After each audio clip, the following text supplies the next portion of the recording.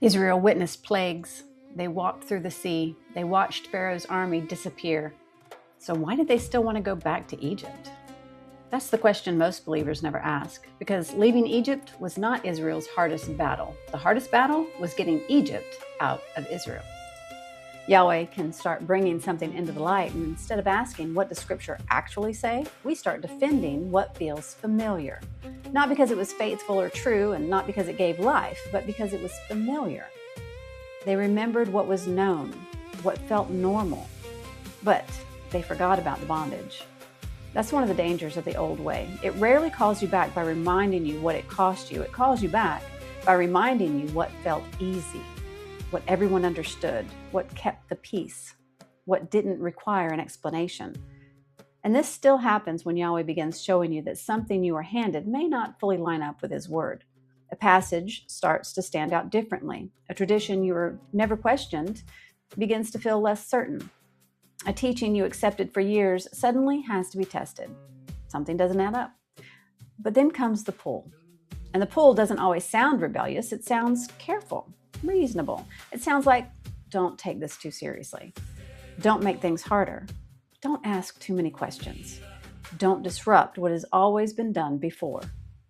That's why the fork can be hard to recognize, because the fork is not always choosing between something obviously good and something obviously evil.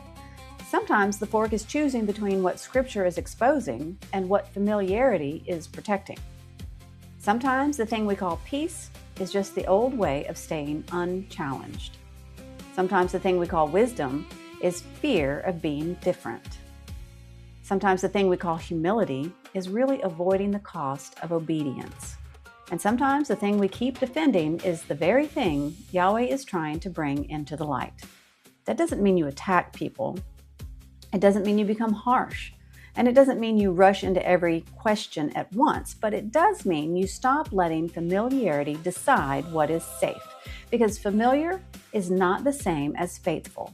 Inherited is not the same as true. Comfortable is not the same as obedient. And accepted by the crowd is not the same as approved by Yahweh.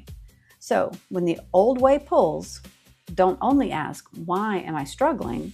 Ask, what is this pull trying to protect? Is it protecting a belief you've never tested? A tradition you're afraid to question? A version of faith that doesn't cost much? A place where you want Yahweh's word to comfort you but not correct you? That moment matters, because the pull back to the old way is not just an emotion, it's a signal. It shows you where familiarity may still have more authority than Scripture.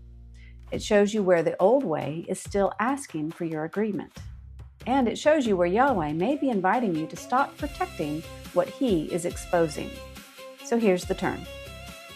Don't assume the familiar thing is safe just because it feels normal. Bring it before Yahweh's word, not before your feelings, not before the crowd, and not before tradition. And definitely not before the fear of what people will think. Bring it before His word, because awakening doesn't become real when you merely notice that something doesn't add up. It becomes real when you're willing to let Scripture examine the familiar thing you've been afraid to question. So here's the next faithful step. Name one place where the old way still feels safer than Yahweh's word. Not everything, just one. One belief, tradition, assumption, excuse. One place where you've been saying, that's just how I was taught, instead of asking, what does Scripture actually say? Then bring that one thing honestly before Yahweh. Open the Word, slow down. Let Him correct what needs to be corrected, because you can leave Egypt and still miss Egypt. But you cannot walk forward while still protecting the old way. If something in you knows that the way you were handed doesn't fully line up with Scripture, I wrote a free book called Something Doesn't Add Up. It's a starting place for examining what you believe, why you believe it, and whether it actually agrees with Yahweh's word. You can find it linked below.